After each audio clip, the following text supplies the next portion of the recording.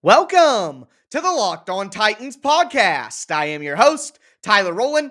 Titans fans, it is a Victory Monday edition of the Locked On Titans podcast. The Tennessee Titans defeat the Indianapolis Colts 25-16. They moved to 2-1 on the year. They have sole possession of the AFC South early in the season. Not only that, but they knocked their most legitimate division rival, the Colts, down to 0-3. So a big time win for the Titans. And although it was not pretty, it is a victory nonetheless. So we are going to break down everything you need to know from the Titans' 25-16 win over the Colts. First, we are going to talk about the big picture team takeaways, how the Titans were able to win this game. After that, we are going to zoom in our lens, look at the individual performances, and everyone's favorite segment, Tighten Up and Tighten Down. Make sure to let me know in the comments who your Tighten Ups and Tighten Downs were. And then finally, we are going to take a look at what happened in the AFC South over the weekend of football. And I'm going to let you know where the Titans go from here. We're going to look at their schedule in the coming weeks and kind of take a peek at what could happen after this big win in week 3. So a Victory Monday edition of the Locked On Titans podcast. Let's get it.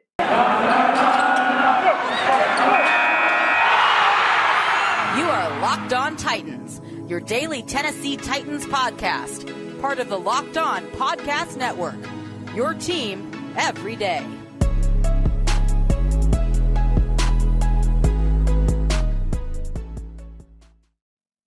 It did at times look like your classic Tennessee Titans let you down in a big spot game. The turnovers, the players coming out of the game, the injuries, the Colts with some timely scores themselves.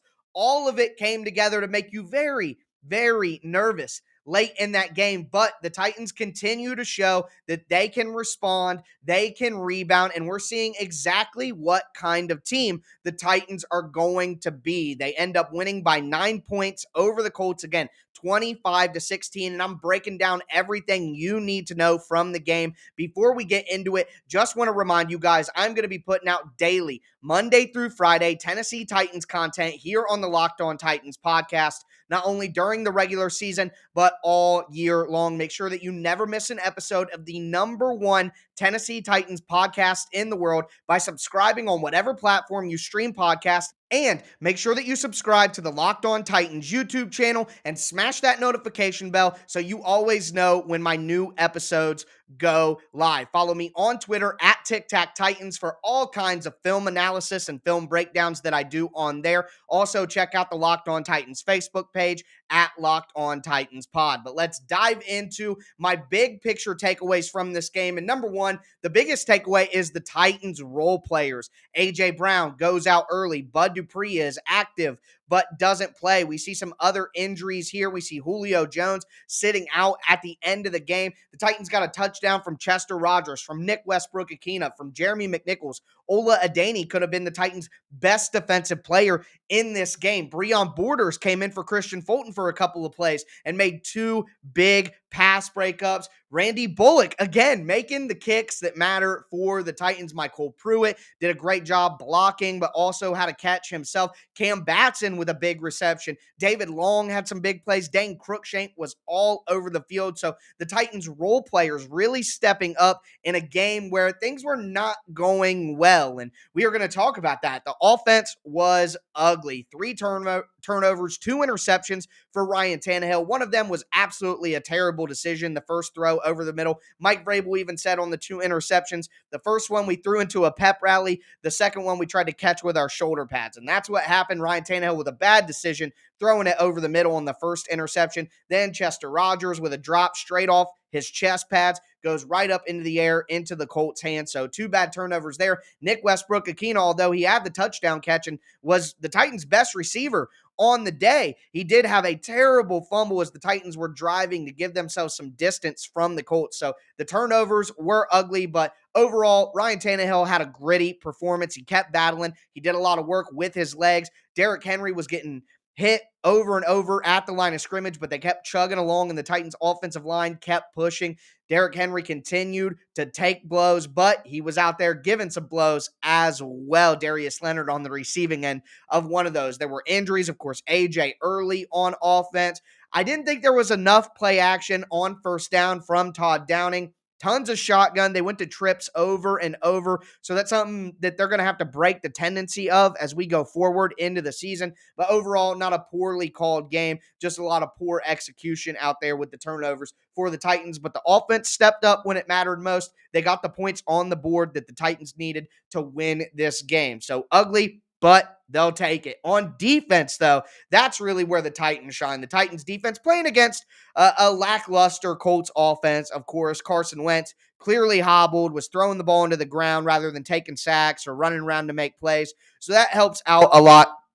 But the Colts also lost Quentin Nelson on the offensive line. The Titans had injuries, though, so no excuses there. Next man up, who is going to win this game to give themselves a good first step to win the division early in the year, and the Titans were the one who answered the call. On the defense, they held the Colts to under 100 rushing yards on the day. On Friday's episode, we talked about holding the Colts offense under 100 yards being a real key in stopping them over the last few years. It's almost a guaranteed win if you can stop that Colts rushing attack, especially with the watered down quarterback situation. So I'm sure you guys are paying attention to that phrase there. Other than that, though, the Titans on third down, 3 for 12. They hold the Colts offense to. That's absolutely incredible. Last year, the Titans gave up 51% of the third down opportunities for first downs.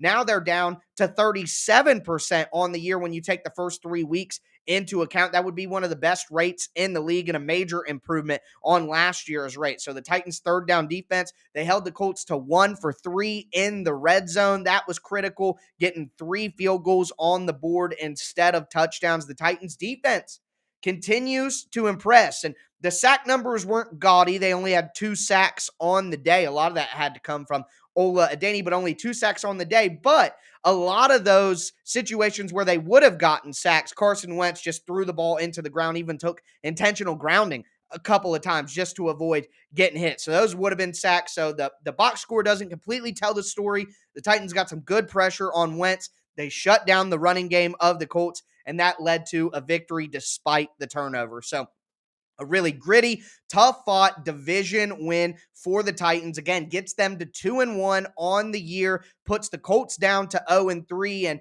the Titans' most legitimate division rival and division challenger is the Colts, even at 0-3. And now the Titans have a pretty good lead over them, but both teams have a pretty tough schedule ahead, and we'll talk more about that at the end of the show. But for now, it is time to dive into the individual performances, both good and bad, and everybody's favorite segment, Tighten Up and Tighten Down. Before we get into that, though, do want to tell you guys about the Get Upside app. Titans fans, I got an incredible app for anyone who buys gas. You guys have to know about Get Upside. My listeners are making up to 25 cents for every gallon of gas every time they fill up. Just download the Get Upside app in the App Store or Google Play right now. Use the promo code TOUCHDOWN. That's promo code TOUCHDOWN, and you'll get a bonus 25 cents off per gallon on your first fill up. That's 50 cents off per gallon cash back. Don't pay full price at the pump anymore. Get cash back using Get Upside. Just download the app for free. Use that promo code touchdown to get up to 50 cents per gallon cash back on your first tank. Some people who drive a lot are making up to $200, $300 a month in cash back. And here's the thing, there's no catch. The cash back goes right to your account. You can cash out at any time, straight to your bank account, your PayPal, or an e-gift card like for Amazon or other brands. Download the free Get Upside app. Use that promo code touchdown and get up to 50 cents per gallon cash back on your first tank. That's promo code touchdown on the free Get Upside app. Also, want to tell you guys about betonline.ag, the number one spot to bet on all the pro and college football this fall. They have tons of updated odds, props, and the best contests on the internet. Right now, head to their website, sign up for free, and use the promo code Locked On. That's one word, Locked On, and you'll get a 100% welcome bonus. They are literally giving you free money at betonline.ag when you use the promo code Locked On. From football to basketball to boxing to hockey, even Vegas casino games. Don't wait to take advantage of all these amazing offers. Go to betonline.ag today. Use that promo code Locked On. Bet Online, your online sportsbook experts.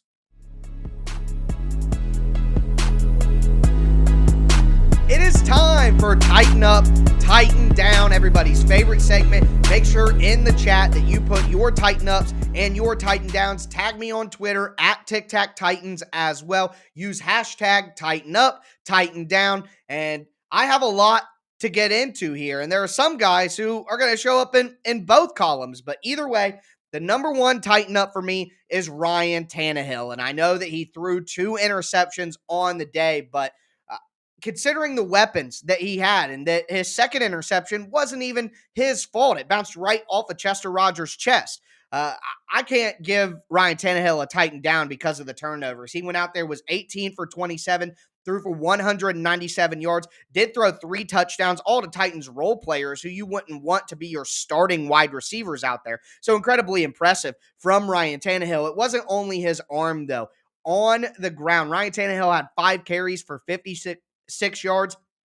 I would have loved to have seen him maybe slide a little bit more and take less contact, but he was out there doing everything he could to will this team down the field no matter who was around him. And speaking of someone who was around him, Derrick Henry, again, just getting a heavy workload. He had 31 touches on the day, 28 carries, 113 yards, had 3 catches for 31 yards. And although he didn't get a touchdown, he did hit some big runs when the Titans needed it most. And although the Colts defense generally did a very good job bottling Derrick Henry up, he was able to get a few big runs on the perimeter here and there to keep drives going for the Titans. He did enough as the Titans' star player and engine to keep them going to win this game against a watered down Colts offense. But the guys who allowed them to do that were the offensive line. The Titans offensive line only gave up 1 sack. That was something we talked about coming into this game. The Colts pass rush had been struggling throughout the season, getting pressure consistently on quarterbacks.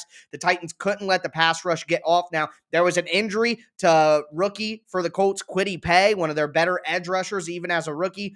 But the Titans had their own injuries. They didn't have Bud Dupree in this game. So for my money, I just call it even. Anyways, the Titans offensive line did very well. I want to give a shout out to Taylor Lewan specifically as well. Very tough start to the beginning of the year. What happened with Chandler Jones in week 1, all that attention. Then in Seattle has the setback. Taylor Lewan explained that finally on Sunday after the Colts game. He said that he heard a pop in his knee. The training staff was worried. They weren't able to get an MRI because of that. They didn't want to risk it just in case there was structural damage. And Taylor Lewan thanked the training staff and thanked the organization for looking out for players. That does make a lot of sense. So thank you very much, Taylor Lewan, for struggling through coming back from that ACL and had a very good game out there today. The Titans offensive line only gave up 1 sack, as I said, allowed the Titans to rush for over 180 rushing yards as a team. A great day for the Titans offensive line against a very tough Colts defense, even if they haven't been as good as they have been in recent years early on in the year. A good day from the line. Talking about the defense now, got to mention some guys there. 3 quarterback hits for Ola Adeniyi, 1.5 sacks. He's been absolutely tremendous at the beginning of the year. Found money for the Titans. John Robinson even said in an interview over the weekend that they expected him to be a special team stud, but what they're getting on defense is surprising, and he's only going to earn more opportunities with Bud Dupree coming back slowly from the ACL and having some issues there. Very important for the Titans to have a consistent edge rusher. We saw Rashad Weaver get hurt.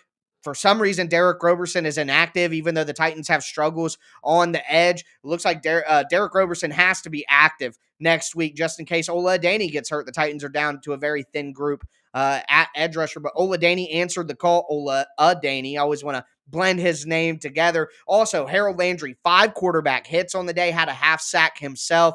Danico Autry, again, like I said, the box score won't always show it because Carson Wentz was throwing the ball into the ground, even sacrificing the intentional grounding penalty if he had to do it. But Danico Autry had 2 quarterback hits and was in Carson Wentz's face throughout the day. In the secondary, Christian Fulton, 4 tackles, had a big pass breakup over the middle of the field against Michael Pittman. A great day. Fulton continues to impress. He did get injured, but came back into the game after that, so should be good to go. Kevin Byard, I thought, was great over the middle of the field. The Titans are really using Byard in a great way now that they have Dane Cruikshank to kind of play that strong safety role. It's allowing Byard to play a little bit more as a free safety back in the back end, and that's helping him make more plays on the ball. Breon Borders as well. Fulton got hurt for 2 plays, a second and a third down, critical near the end zone, and Breon Borders closed, baby. He had 2 pass breakups that were in a big spot for the Titans. Have to mention Fat Randy Bullock, man. Fit Randy at this point. 1 for 1 on his field goal is a big one that gave the Titans a 9-point lead and really sealed the game. 2 for 2 on his extra points. Every extra point was important as that game was so close and the scores were going back and forth until the Titans got that final field goal. Some other guys I want to mention here, Michael Pruitt. I just thought he's been excellent. 1 catch for 7 yards, but it was a big one over the middle of the field. I thought he blocked pretty well on the edge as well. Jeff Swaim, he's a Titan up and also a Titan down. 3 catches for 27 yards. Struggled at some times in the blocking game, but he lined up as fullback a few times and helped the Titans out. So I'll give him a half Titan up. I also, before we go, got to mention David Long. He was flying all over the field. Big hits. He had 2 hit sticks back to back in the third quarter, I believe. 8 tackles for the day, 1 tackle for loss. David Long has been a revelation for the Titans, and when Jayon comes back, which hopefully is next week, David Long should be the starter out there, in my opinion. Titan downs. Going to go to some Titan downs. Remember, if you thought I missed any Titan ups, put those in the comments. Tag me on Twitter. Let me know. Titan downs. Julio Jones, he had 3 catches for 47 yards. He wasn't out there on the field for the last, felt like 10 plays, the last whole drive for the Titans. Mike Vrabel kind of hinted in his press conference that he wasn't happy with Julio's blocking out there. Also did say it was a management thing. You could argue that Vrabel felt the game was in hand and they were just going to be running the ball, so they didn't need Julio out there, but I don't know if that excuse works for me. I think Vrabel being mad that Julio wasn't blocking well enough makes a lot more sense, so I'll have to check that on tape for you guys. Jeff Swaim, again, like I said, a half Titan up, half Titan down to give him a neutral. Had some missed blocks, very little yards after catch ability. Swaim struggled early on, but he had more good plays in this game than he's had throughout the year. Not quite time to play the Swaim, but we're getting there. Rashaan Evans had 8 tackles, 1 tackle for loss, but I thought he was late a lot of the time getting to his run lane and getting to the ball carrier. He gets attacked sometimes over the middle of the field in pass coverage. He gives great effort out there, but just a little slow-footed for me. And I thought that, getting him moving sideline to sideline and laterally is something that teams have tried to do his entire career. And like on the Nyheim Hines touchdown run, Rashaan Evans just not quick enough to get where he needs to be. And I saw that throughout the day as well. Todd Downing, not enough play action on first down, man. The Titans so many times just went with the run, pass, and I'm going to be the first person to tell you when those complaints are out of place. That's something that people easily go to. It's a lazy take online to go to that. We saw those complaints in week 1, even though the Titans passed more on first down than they ran in the first half. So that's not always true, but in this game it was. Got to see more play action on first down for the Titans when teams are really vulnerable and looking for Henry. The efficiency on first down has to get a lot better if the Titans want to compete with the better teams. The turnovers, the Titans cannot win like that. The Titans have 6 turnovers already this year. It'll be 7 now. That's 3, and they already had 4. They have 7 turnovers in 3 weeks this year. They had 12 all of last year. They're not the type of offense that can have turnovers nonstop. They just cannot do that. They got to clean that up. Almost let the Colts win this game with the turnovers. Some of the injuries, Bud Dupree, A.J. Brown, Rashad Weaver got carted off and was even carted out of the locker room. Jayon didn't end up playing. Ferkser didn't end up playing, so that's concerning. And then the third and short defense for the Titans. Yes, the Colts have typically had a very good running offense and were really stout on the offensive line, but the Titans gave up multiple third and short situations, and they're going to have to get better at those. They've been one of the best teams in the league over the last 2 or 3 seasons at those 1-yard situations. They're going to have to get back to that in the future with some of the games that they have in a few weeks. But we're going to talk about some of the games that the Titans have in a few weeks. The next couple of weeks, the Titans have a chance to put some W's on the board before they go into their toughest 5-game stretch of the season. So getting some victories against teams they should beat will be very, very important. We're going to talk about that and what happened with the other AFC South teams in our final segment. Before we get into that, though, I do want to tell you guys about DirecTV Stream. Does this sound familiar? You've got one device that lets you catch the game live. You got another that lets you stream your favorite shows. You're watching your sports highlights on your phone, and you've got your neighbor's best friend's login for all the good stuff. Well, I want to tell you there's a simple way to get all that entertainment that you love without the hassle, and it's a great way to finally get your TV together. It's called DirecTV Stream. It brings you live TV and on-demand favorites, puts them together like never before so you can watch your favorite sports, movies, and shows all in one place. There's no more juggling remotes, no need to buy another device ever again, and the best part, there's no annual contract. So get rid of the clutter and the confusion and get your TV together with DirecTV Stream. You can learn more at directtv.com. That's directtv.com. Compatible devices required. Content varies by package. Also, have to tell you guys about the best tasting protein bars ever from our friends over at Built Bar. Right now, they have a limited time flavor. It is the cookie dough chunk, and it is one of my favorite Built Bars that I've ever tasted. Even if you're not into the cookie dough chunk, they have something for everyone. Coconut, cherry, raspberry, mint brownie, peanut butter brownie. That is a good one in the microwave. Double chocolate, salted caramel, another one that I really, really enjoy. The flavors are absolutely impeccable. All the bars are covered in 100% chocolate, but it's not just the taste. They're healthy for you as well. They're low calorie, low sugar, high protein, high fiber. They're great as a healthy meal substitute or just a guilt-free snack. Make sure you go to BuiltBar.com right now and use the promo code LOCKED15 and you'll get 15% off your next order. Once again, that's promo code LOCKED15 for 15% off at BuiltBar.com.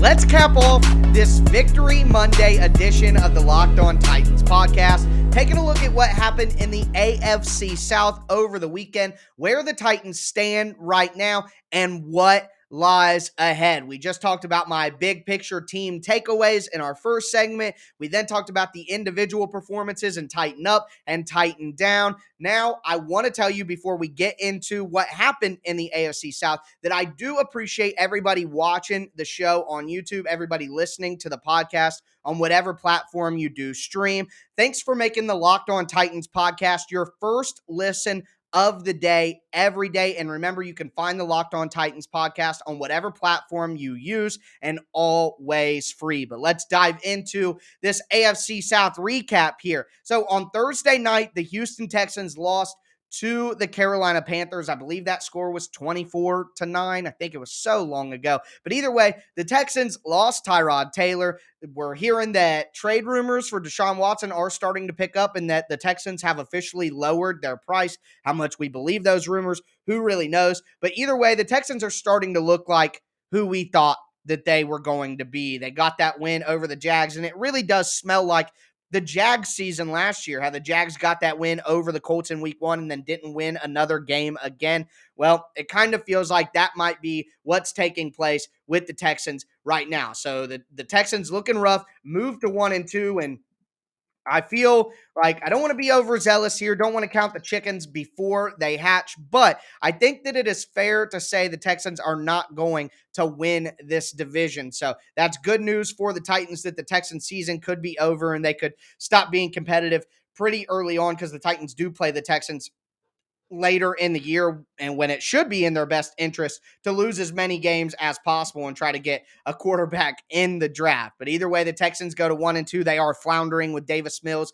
at quarterback. Also, the Jaguars go to 0-3, and boy, do they look bad. They lost 31-19, and 6 of those points came on a missed field goal return for a touchdown at the end of the half. So basically, my point is it's some nonsense. The Jags are bad. They are a terrible football team. And if the Texans are really bad, as it seems they are, and the Jaguars are really bad, which it seems they are, that's great news for the Titans now that the Colts have gone to 0-3. I still think that the Colts finished second in this division. And now that they're 0-3, the Titans are 2-1, have a head-to-head win. I mean, that's kind of like a 2-game advantage already, a 3-game advantage already for the Titans. So this was a big win. And I also want to mention all those Houston Oilers were in the building. The Titans were honoring Bum Phillips and the Love You Blue Houston Oilers team and all that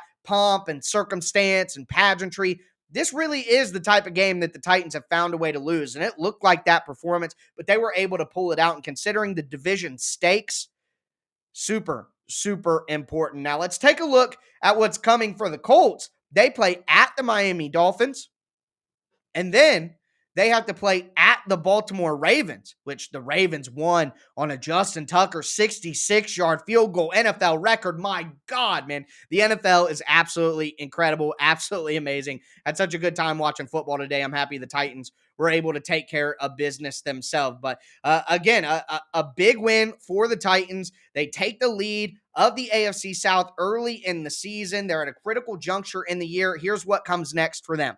They're at the New York Jets, who are struggling as a football team overall. They're not looking very good with Zach Wilson early in the year. They've had a bunch of injuries on defense as well. They're currently losing 17-0 to Denver at halftime. So the Jets are a terrible football team, even on the road. The Titans have to find a way to win that game. Then they go on the road against the Jacksonville Jaguars, who I just talked about how terrible of a football team they are, losing to the Cardinals on Sunday. But then the tough stretch starts.